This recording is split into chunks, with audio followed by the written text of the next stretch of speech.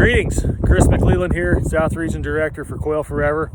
It's mid-March. We're practicing our social distancing and putting a little habitat on the ground, taking advantage of the cool temperatures and the moist conditions here. And we're planting some bare root shrubs today.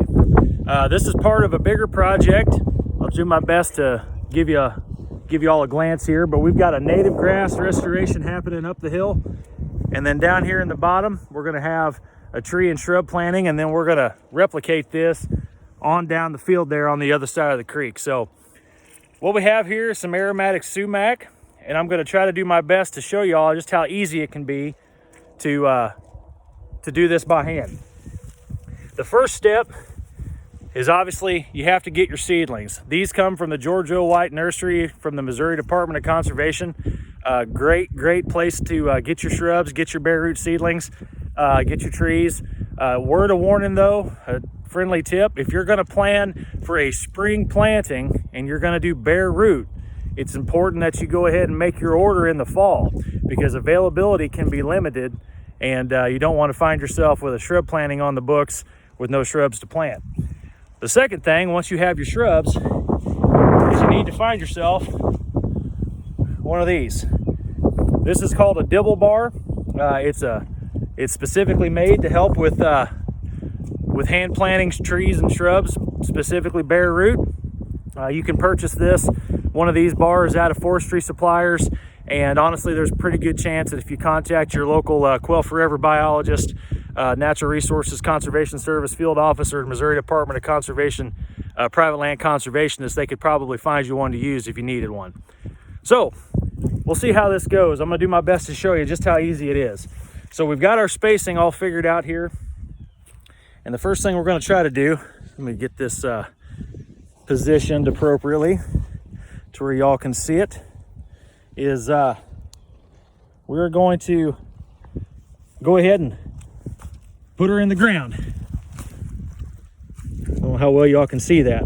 Now, once it's in the ground, all you got to do is just kind of pry it back and forth like so. I usually like to give it one more stomp just to make sure I got a good cavity there, and then you pull it out and you're left with a hole, just like that. Now, the next part's really important.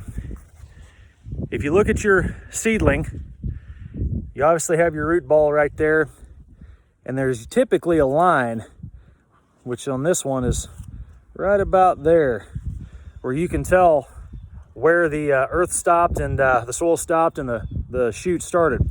You don't want to bury your seedling any deeper than that. If you do that, it could cause you problems. So what I like to do with these, which I need to make this a little bit bigger yet, that's a pretty good root on that thing, is we'll go ahead and put this sucker in the ground here.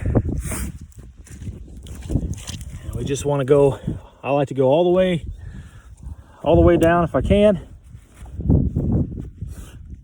and then come back up just a little bit, because what you don't want is you don't want to have J root, which is where you get your main tap root and your other roots there where they're curved, they're going up.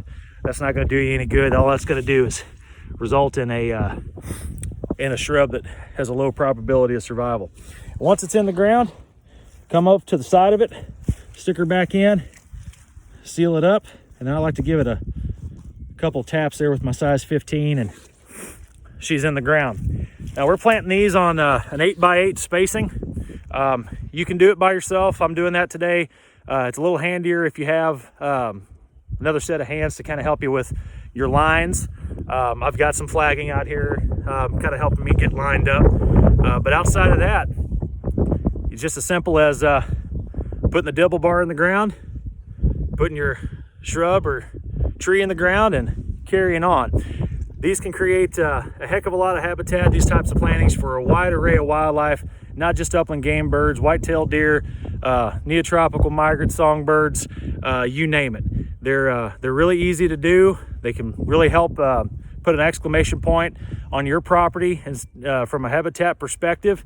And there's a lot of support and a lot of assistance out there available to folks that are interested in doing these kinds of plantings. So I encourage you to get out, check into it. If you're interested in learning more, contact your local Quail Forever Farm Bill wildlife biologist, Natural Resources Conservation Service Office, or Missouri Department of Conservation and private land conservationist, and we'll be happy to help you out. Otherwise, be safe, stay healthy, and thanks for your support.